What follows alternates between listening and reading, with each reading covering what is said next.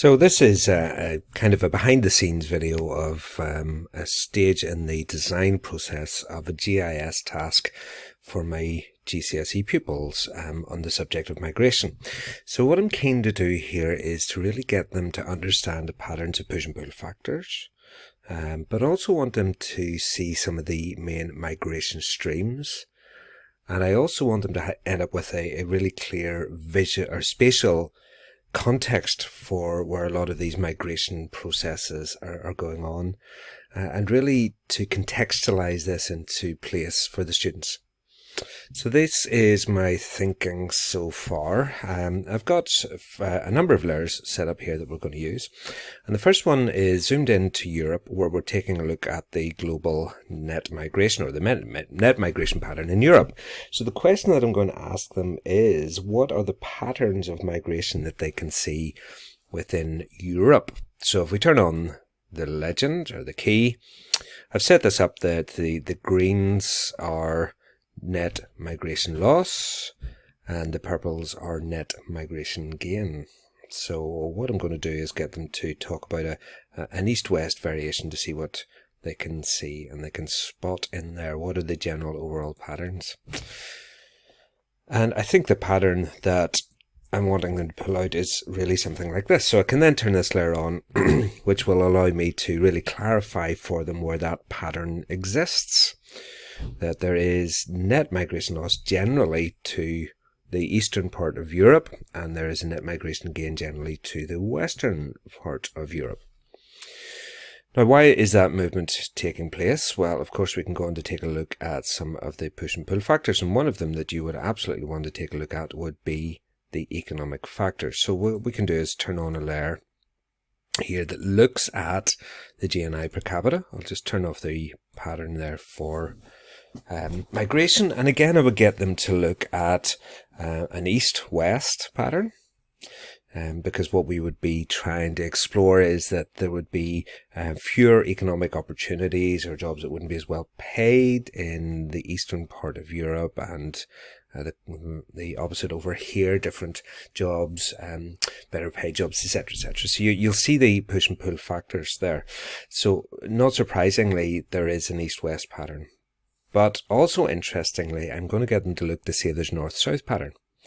It's not as stark as the east-west, but it's definitely there. The northwest Europe is richer than Eastern Europe and Southern Europe. So there's a pattern here like this that they should be able to spot.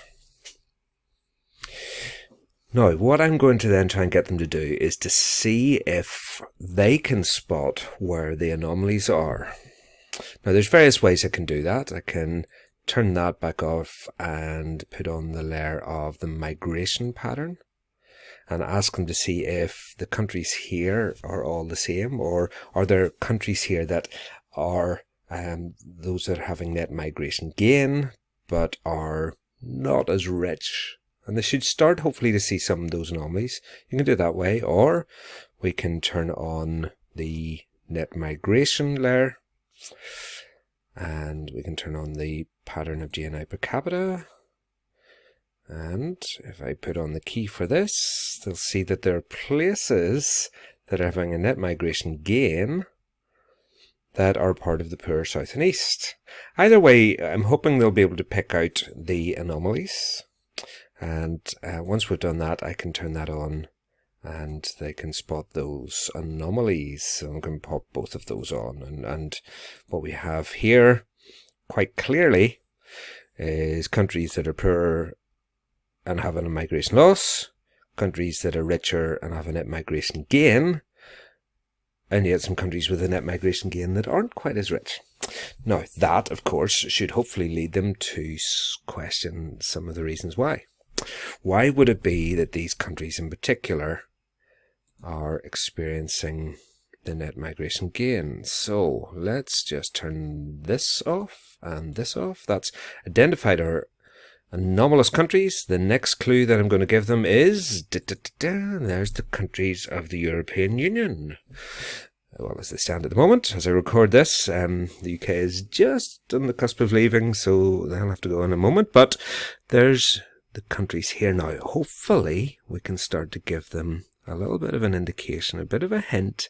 Why would it be that these countries, although they themselves aren't quite as rich, have a net migration gain?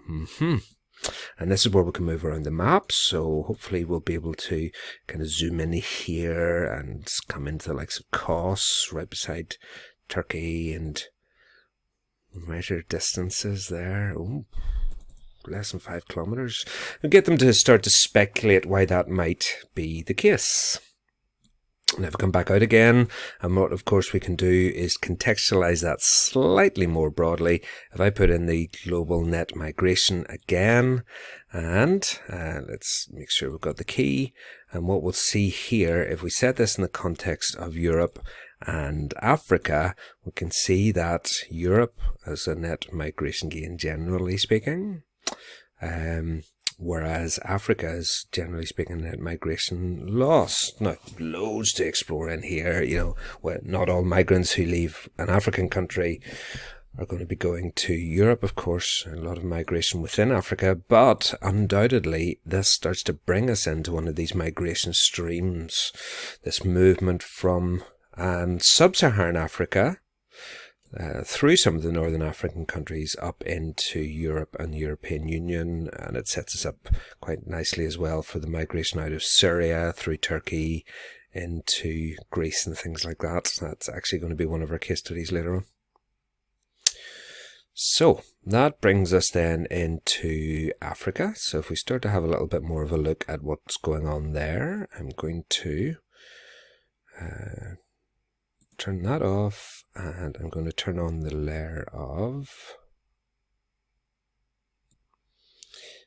just a rough indication of origin and transit countries in Northern Africa, and a layer that I've made of the main migration routes. Now, I've also put a little bit more information here about some of the countries, just a sample of a few of them. And this is where I think you can really contextualize this and start to really explore. So let's go in here and we'll take a look at Senegal. Just click on that, and what I've got is some information about the crude birth rate, crude death rate, net migration. You can talk to them about what stage of DTM this is likely to be in. Some information here about the lack of job opportunities and the culture where immigration is seen as a way of really improving your status. Interesting little details like Senegalese pop songs, which tend to celebrate the migrant as a modern hero. Just give them a little bit of insight into this one particular place, this one particular country. But this is rather cool. If we click on this and more info, it takes us into populationpyramid.net, and you can immediately see the population pyramid here for Senegal, the very, very useful population. And you can see how that has not yet transitioned into stage 3. It's not experiencing the demographic dividend. We can chat to them all about that. But there's so much more you can do with this website. We can come in here and there's a number of migrants. If we really want to explore this, we can see the immigrants and the emigrants, where they're moving to. And you really can explore the fact that, yes, there are many of them going to Europe, but certainly not all of them. Absolutely not. There are many of these countries in Africa themselves. So you really can start to take a look beyond some of the stereotypes there. You can view this itself on a map. You see this?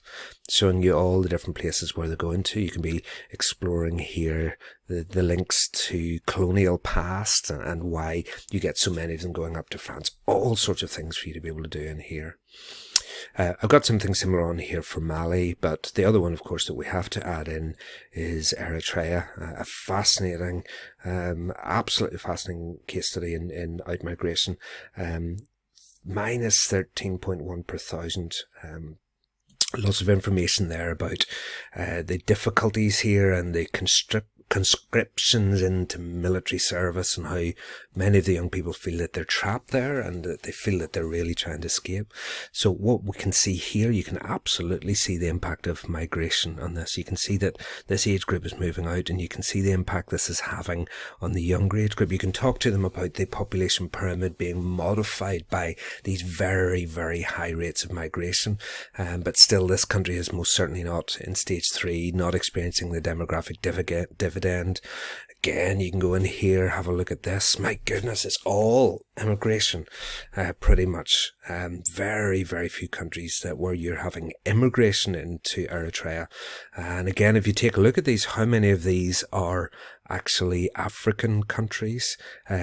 Sudan, a lot of them in there, Saudi Arabia, and then you get into European countries. Now, why is that migration taking place? Why Sudan? I mean, you can take a look at the proximity of it, the geographical proximity, and all sorts of things. So fascinating opportunity for you to get a chance to look at these. Now, there's more that I'm going to add into the map, because once we've done that, we'll have a look then at what's pulling them into Europe. We'll have a look at some of the push factors from some of these countries. Then I'm going to go and have a look at some of the experiences of the actual journeys. And for that, I mean, there's a lot you can do with this map anyway. I'm just going to turn on and turn off a few of these things so that we can see this a little bit better. You can really get to see here some of the physical barriers that they'll experience. So we can look at the mean July temperature there. Again, the legend will be up here. So there you get something of the sense of how hot that is, those incredibly hot conditions. Just click on there and you can get a sense of what that's like, and how far of a journey would that be. Again, onto the measure tool here, and my goodness. I mean, I don't know, it just pulls you up short, I think, sometimes whenever you consider the circumstances and the conditions that those people are going through to travel across there. That physical barrier, you can go in and just visit some of these places, zoom in close, and just get a real sense of how incredibly arduous and barren that is. There's a little scale appearing down there, so you can get a bit of an idea of what it must have been like to have travelled across. I've got some videos that'll show them as well, the dreadful conditions that some of these people are experiencing. We're then going to go up into Morocco. Quetta at northern part of Morocco. Oh, there's a little bit of blue. There's a little bit of the European Union that is in northern Morocco. I'll just turn that off so we can see it better. And to be able to go in here, we'll be able to go and have a look at the border fence there. A very powerful video that I'm going to be showing them about how they'll get across there, and even if they get into the European Union that way, or if not, then they can go on the boat trips across, and all sorts of things like that. It's just, I think, going to be a very, very powerful way of really bringing the story of the migrants home. I'm always very careful when I'm teaching this subject to the pupils to tell them it's absolutely not my job to tell them what their opinion should be. Of course it's not. They are absolutely entitled to their opinion. There are various opinions that are valid on the issue of migration. They're entitled to their own opinion. They're not entitled to their own facts. And one of the things that I very much try to do is to give them as much information behind the misconceptions, stereotypes, and the tabloid headlines to help them to understand and grapple with this better. So that's the story so far. There's still work to be done, still things to add, but I just thought you might like to get a little bit of a kind of behind the scenes sneak peek of how I go about producing these and some of the thought processes. Whenever I'm finished, I'll share all of this as ever, and if it's helpful and useful to you, I hope that you'll enjoy using it.